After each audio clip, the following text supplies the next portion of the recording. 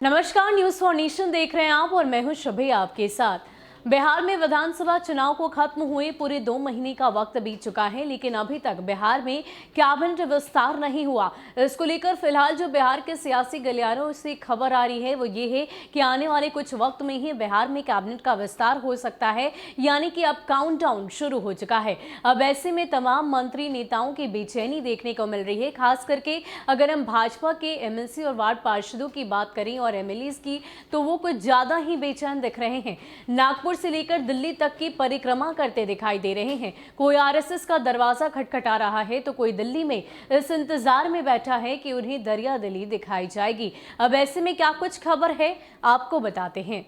CM Nitish Kumar के नेतृत्व वाली मंत्रिमंडल में जगह पाने के लिए भाजपा के विधायकों और विधान पार्षदों की बेचैनी बढ़ सी गई है। वरिष्ठ विधायकों के एवं पूर्व मंत्रियों की बेकरारी तो चरम पर है। कोई नागपुर में राष्ट्रीय स्वयंसेवक संघ यानी कि आरएसएस का दरवाजा खटखटा रहा है तो कोई दरियादिली की उम्मीद में दिल्ली दरबार की टकटकी बांधे हुए हैं। सामाजिक और क्षेत्रीय समीकरण के आधार पर कोई अपने आप को किसी पूर्व मंत्री का विकल्प बता रहा है तो किसी को अपनी वरिष्ठता के साथ 5 से 7 बार विधायक होने पर गुमान है। कोई मंदिरों में मनौती मान रहा है तो कोई किसी के लिए अनुष्ठान शुरू कर दिया है। अब इस सरकार में शामिल भाजपा के 7 मंत्रियों में से 5 की पृष्ठभूमि खाटी रूप से संघ की है। मुख्यमंत्री नीतीश कुमार स्पष्ट कर चुके हैं कि भाजपा की ओर से कैबिनेट विस्तार में विलंब हो रहा है।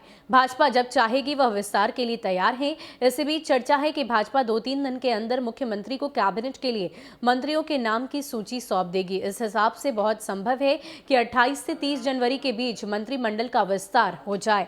अभी एक मंत्री पर कई विभागों की जिम्मेदारी है और सत्तारूढ़ गठबंधन की इच्छा 19 फरवरी से शुरू होने वाले बजट सत्र से पहले विभागों के लिए नए मुखिया को मुस्तैद कर देने की है। इंटरनेट मीडिया की माने तो पिछले सरकार से बाहर हुए 2 दिग्गज मंत्री हाल के दिनों में कई मंदिरों में मनौती मांगते दिखाई दे रहे हैं। पूर्व मंत्रियों के सिपह सालारों ने इसकी पुष्टि भी की है। अहम यह है कि 2 पूर्व मंत्रियों ने तो पिछले दिनों मथुरा वृंदावन की दर्शन यात्रा से संबंधित फोटो भी ट्विटर पर सार्वजनिक किया है। एक पूर्व मंत्री की मंदिर भ्रमण से संबंधित तस्वीर इंटरनेट मीडिया पर खूब वायरल हो रही है।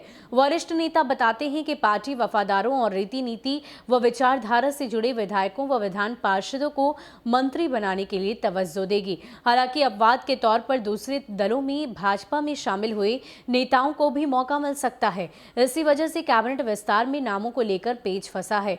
दूसरे दल से आए नेता सामाजिक समीकरण और क्षेत्रीय महत्व का हवाला दे रहे हैं, जबकि पुराने वफादार खून पसीना से पार्टी को सींचने की दुहाई।